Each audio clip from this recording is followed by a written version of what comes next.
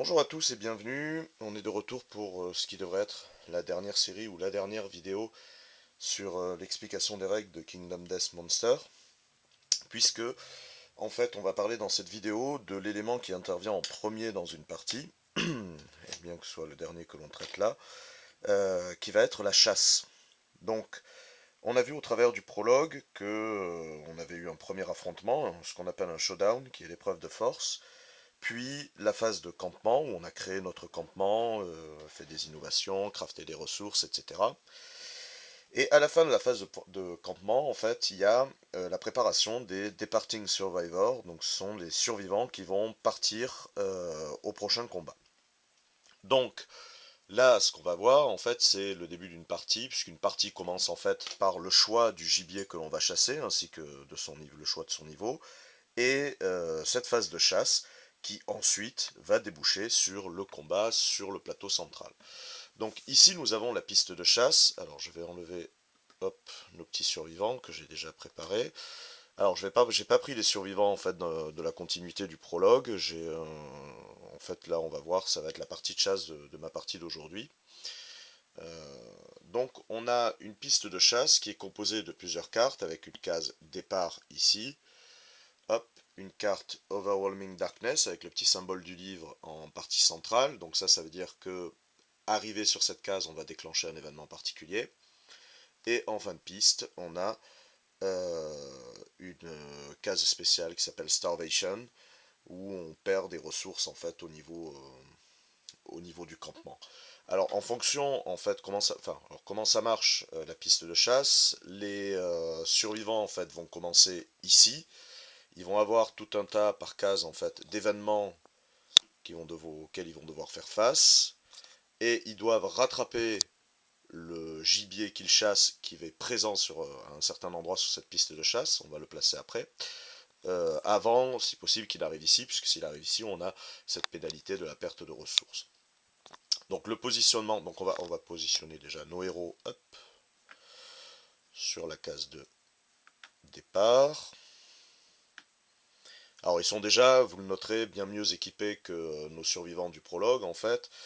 On a une jeune fille avec un set complet de cuir brut et une paire de cathares de l'antilope.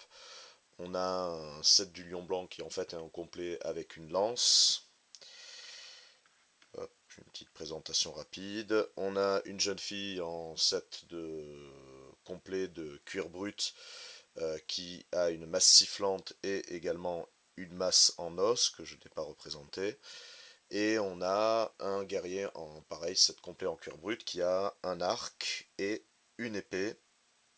Hop, une épée lanterne qui est une très bonne arme qu'il a gagnée lors d'un événement de la phase de campement précédente. Bon, donc une fois qu'on a choisi notre gibier, on va se rendre sur la page adéquate du livre de règles qui va nous présenter la mise en place du showdown, donc ici de Screaming Antelope, donc c'est l'antilope hurlante. Alors, en haut, voilà, il y a la mise en place, je vais rapprocher le livre, la mise en place de la piste de chasse, qu'on peut voir ici, qui va nous indiquer, alors elle se lit pareil, de gauche à droite, là où il y a des E, la lettre E sur les cases, c'est on va poser un événement de chasse qui est propre au gibier que l'on chasse, donc c'est-à-dire des événements de chasse propres à l'antilope hurlante qui sont ici. C'est une série de cartes, on va les mettre au hasard, qui ont chacune un événement particulier. Donc je ne les regarde pas, je ne les connais pas toutes de toute façon. Sur les autres cases, on va mettre un événement de chasse standard, donc le Basic Hunt Event, donc pareil, ce sont des cartes, qui elles en revanche sont toutes identiques, puisqu'elles demandent de faire un jet de 2d10 pour obtenir un numéro de 1 à 100, qui va nous déterminer dans le livre de règles l'événement que l'on va rencontrer. Donc il y a 100 événements différents, et sachant que pour chaque événement, en fonction des conditions, les choses peuvent se dérouler de bien différentes façons. Donc il y a quand même une grande variété à ce niveau-là. Le troisième point important que nous montre la piste de chasse, c'est la position en fait du gibier que l'on va traquer en fonction de son niveau. Donc plus il est puissant de 3, plus il va être éloigné, et donc plus on va devoir affronter d'événements durant cette chasse.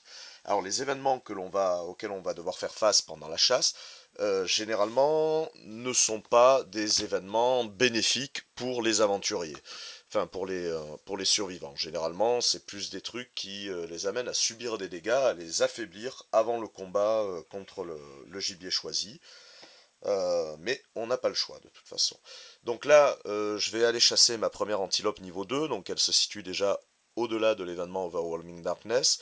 Donc je vais mettre en place ma piste de chasse comme me l'indique le livre, hop, en plaçant déjà les événements propres, voilà, hop, propres à l'antilope, et en complétant avec les événements standards. Alors, ce placement de l'antilope sur la piste, c'est un placement initial. Les événements auxquels on va faire face peuvent nous amener à avancer ou à reculer sur la piste l'antilope, et donc à augmenter ou diminuer le nombre d'événements qu'on devra affronter. Alors, une fois qu'on a fait cette mise en place, comment ça marche? On choisit un survivant en fait on choisit un survivant parmi les 4 qui va avancer le premier et qui va révéler l'événement. Alors l'événement est subi par l'intégralité du groupe, mais des fois il y a un effet particulier sur le survivant qui révèle l'événement, en fait, la carte événement. Alors, on va commencer dans l'ordre, on va commencer avec Oriane et ses doubles cathares, et on va retourner la première carte et voir ce dont il s'agit. Stampede. Donc là, on est sur un événement qui est propre à l'antilope. Donc il y a un gros tumulte, un gros vacarme qui approche. Les survivants peuvent se cacher. Donc en fait, il y a un troupeau en fuite, en transhumance plutôt. Les survivants peuvent se cacher. S'ils le font, reculer le gibier d'une case en arrière. Donc ça veut dire que on va devoir reculer d'une case l'antilope. Sinon, s'ils ne le font pas, ils gagnent chacun +1 en courage, et celui qui a donc dit Event Revealer, donc ça va être ici Oriane, puisque c'est elle qui a révélé l'événement, lance un des 10, et on a un, un résultat différent. Donc ça peut aller de 1, elle se fait empaler, ils se font empaler par le troupeau, donc du coup tous ils subissent 2 dommages à chaque point d'armure, chaque zone d'armure. De 2 à 7, ils arrivent à éviter à peu près tant bien que mal le troupeau, et ils subissent chacun 2 traumas cérébraux, et, et ils essayent d'oublier l'horreur qu'ils ont vue. Et 8-10, ils arrivent à isoler une antilope et le combat commence immédiatement. Alors j'ai une possibilité, alors dans l'ordre. Il y a 2 points importants là-dessus. Donc, The Event Revealer, comme je vous ai expliqué, c'est-à-dire c'est Oriane, enfin c'est le joueur en fait qui maîtrise Oriane. Bon, là c'est moi. Le deuxième point, c'est Brain Event Damage et non pas juste Brain Damage. Alors, il y a une distinction lors de la phase de chasse entre les Brain Event, enfin entre les Event Damage et les Damage tout court. Les dommages liés aux événements de la chasse, les Event Damage, en fait, ne peuvent pas générer de blessures critiques ou de mort des personnages. C'est-à-dire qu'on va cocher sur la feuille, on va faire perdre. Hop, je vais reprendre. Alors j'utilise en fait une quadrature comme ça. J'ai mes 4 fiches de survivants compilées sur une seule page, c'est plus pratique. On va subir des dommages au niveau des zones d'armure, mais si on arrive, hop, jusqu'au niveau de la case noire, alors bon, il n'y a pas vraiment de chaos, mais surtout, si on va au-delà, on n'a pas à cocher, à tirer sur la table des blessures critiques, tout comme on ne peut pas mourir. En revanche, les événements peuvent nous amener sur des dommages tout court, qui ne sont pas des event dommages, qui eux peuvent générer des blessures graves, effectivement. Alors, j'ai la possibilité, on va dire une chance sur 5, même un peu plus, 8, 9, 10, presque une chance sur trois de mettre un terme en fait à la chasse en isolant une antilope et de faire gagner un point de courage. Alors comme la chasse c'est généralement une phase qui n'est pas très bénéfique on va dire aux, aux survivants, je vais peut-être l'essayer en fait. Donc je vais lancer, j'ai pas sorti les dés, je vais lancer les dés.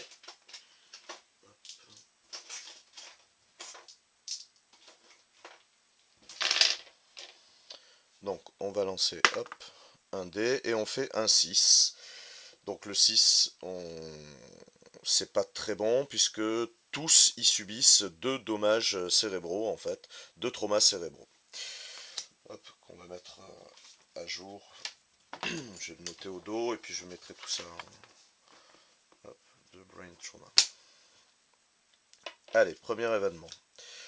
Deuxième événement, hop, on avance.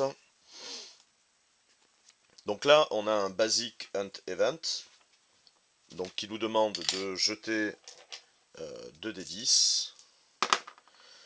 Et donc là, on a un 41.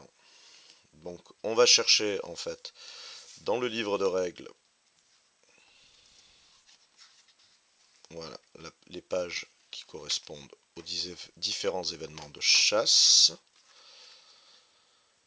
Et on arrive sur 41, cauchemar. Alors, le personnage donc qui a révélé l'événement rêve de la chasse à venir. De monstrueuses créatures apparaissent et s'évanouissent durant ce combat et les suivent en fait en cachette jusqu'au campement. Bon, et une fois qu'elles arrivent, elles dévorent sans qu'on puisse rien y faire tous ceux tout ce qu'ils ont trouvé, toutes leurs possessions et tous ceux qu'ils aiment. Donc le personnage qui a révélé l'événement gagne un des 10 en folie et moins un en évasion. Ensuite, donc ça déjà, c'est quand même du négatif. Alors, plus un des 10 folie et moins 1 évasion. Qui c'est qui a révélé? C'est lui, et lui c'est c'est Argen. Mais ça s'arrête pas là. Alors, si le campement a un sauveur, il apparaît dans le rêve et défend leur maison. Donc à ce moment-là, le personnage qui a révélé l'événement gagne un des 5 points de survie. Je crois que Argen est déjà au max en survie puisqu'il est à 8. Donc il gagne pas, enfin il gagne rien de plus puisqu'on ne peut pas dépasser la limite que nous fixe le campement. Alors, si aucun survivant dans le campement ou dans le groupe de chasse a la Twilight Sword, alors j'ai une Twilight Sword en fait, j'ai un personnage qui a la Twilight Sword, donc on passe tout ça. Alors bah du coup je l'aurais gagné en fait. Je l'aurais gagné si je ne l'avais pas encore. Bon, la Twilight Sword, c'est une épée un peu puissante qui sert à combattre la dernière Némésis, en fait, qui est le Veilleur, le Watcher. Mais le problème, c'est que c'est une arme aussi qui a son lot de points négatifs, on va dire, quoi. Bon, voilà, du coup, là, l'événement est révélé, et on va enchaîner ainsi de suite. Hop. Alors... donc là, on arrive sur des terres en fait qui ont été de plus ou moins desséchées, des terres arides et où toute la nourriture, notamment les plantes d'acanthus, ont été mangées. Si un survivant a plus 3, enfin 3 ou plus en compréhension, je peux faire sauter la prochaine carte le prochain événement de chasse. Alors, j'ai pas de personnage qui est 3 ou plus en compréhension. Donc, sinon, je dois lancer les dés pour un événement aléatoire. Et on a 66. Donc, pareil, on revient sur le livre. Et on va chercher l'événement 66, les mots interdits. Un grand souffle de vent dans les airs, une voix inhumaine et qui résonne. Alors bon, excuse-moi, hein, je fais de la traduction approximative, c'est pour pas perdre de temps à bien prendre le temps de traduire de façon littéraire, donc c'est plus ou moins littéral quoi. Résonne en fait en prononçant un unique mot dans un langage inconnu, et sur le coup, les survivants comprennent en fait. Donc, hop, la suite est là-haut. Tous les personnages qui ne sont pas sourds gagnent plus en compréhension et subissent un trauma cérébral d'événement. Si ils sont fous, c'est-à-dire quand on a 3 ou plus en, en folie, ils gagnent également un désordre mental. Alors, hop, donc plusieurs compréhensions tous. Alors, est-ce que j'ai des personnages qui sont déjà fous? Oui, j'en ai deux. Donc j'ai un désordre pour Argen et un pour Chun-Li. Alors du coup on va piocher dans les cartes des désordres mentaux.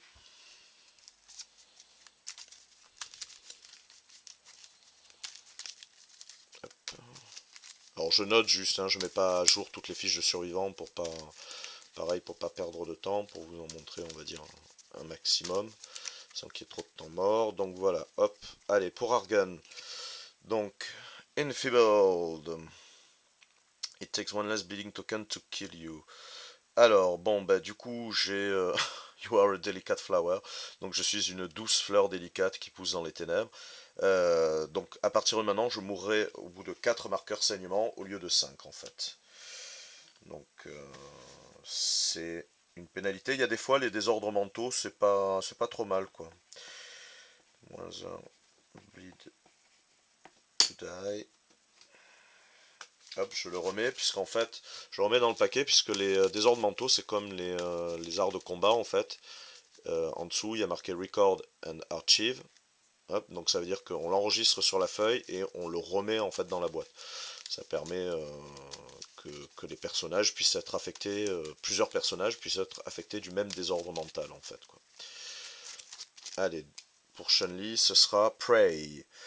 Je ne peux pas dépenser de points de survie tant que je ne suis pas folle. Alors, Chun-Li a déjà 3 désordres mentaux qui sont hypersensibles, secrètes et alors elle en a un, ça l'oblige à chaque fois à esquiver, et elle peut esquiver 2 fois par tour au lieu de une.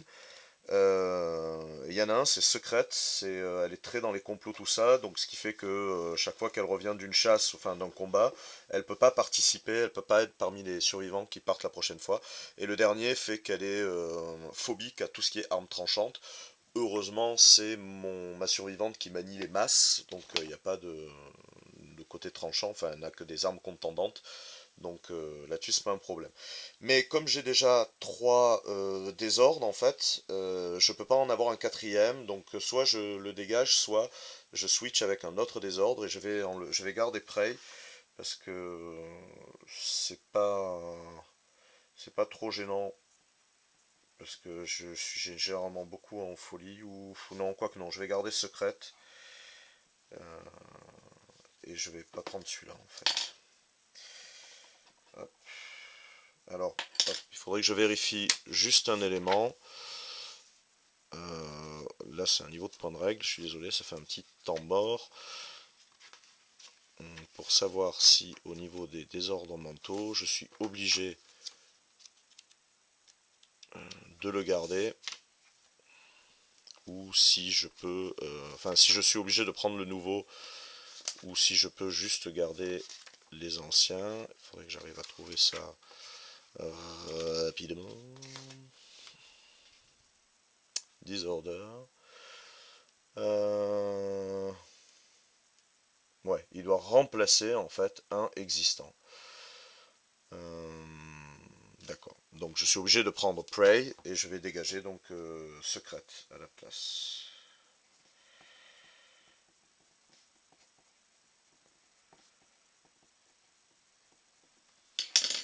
Bon, je m'en serais bien passé au final de Prey parce que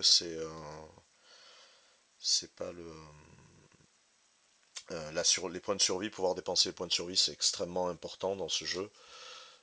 Et les points de folie, il se peut par des événements comme ça qu'on les perde complètement, en fait, qu'on retombe à 0 et ça se réinitialise pas, on les regagne pas comme ça automatiquement.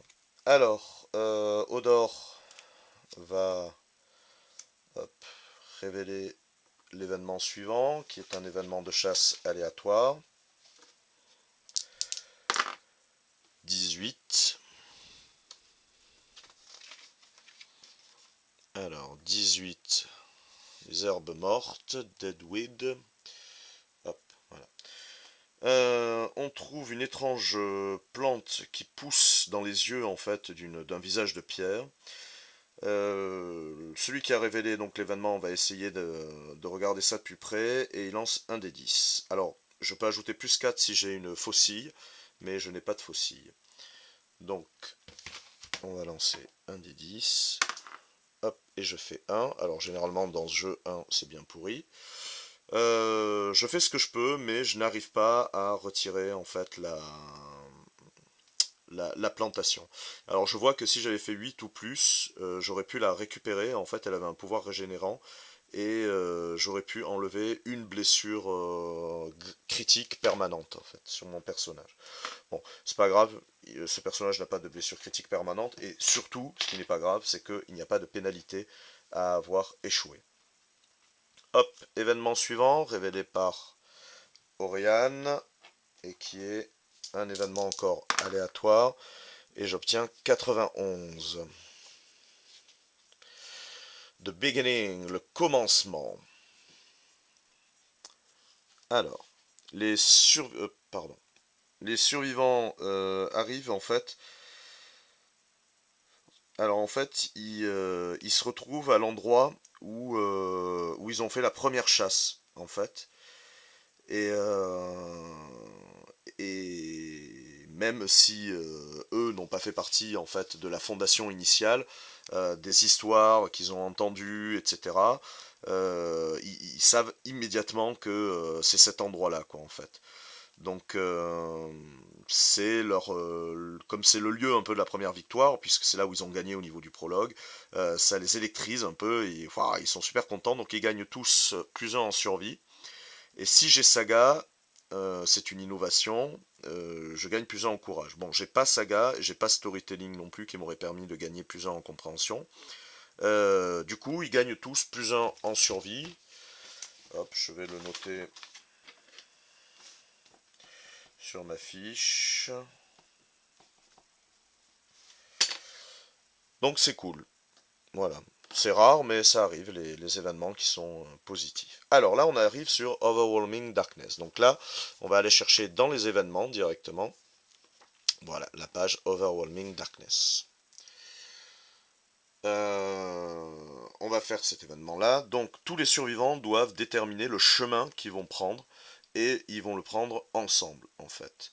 Donc d'un côté, il y a ceux qui sont fous, ils peuvent prendre le chemin des fous. Ceux qui ont 3 ou plus en courage, ils peuvent prendre le chemin des courageux et des braves quoi. Et ceux où qui ne sont ni fous ni courageux, ils prennent le chemin un peu des maudits quoi. Donc il y a quand même une chance sur 10 de mourir. Donc il va falloir que je mette à jour ma fiche là avec les événements subis pour savoir qui est encore fou suite à des pertes ou pas sur les brain trauma. Et je vais faire ma petite sauce. Vous aurez compris de toute façon le concept de la chasse, puisque là il me reste encore un événement ensuite à révéler. Et quand on arrive au niveau du gibier, on ne révèle pas en fait, on ne fait pas l'événement sur lequel il se trouve. On passe directement à la phase de combat. Voilà, j'espère que cette vidéo aura été assez claire et vous aura expliqué correctement comment se déroule la chasse d'un gibier dans Kingdom Death. Et je vous dis à bientôt pour d'autres vidéos. Au revoir.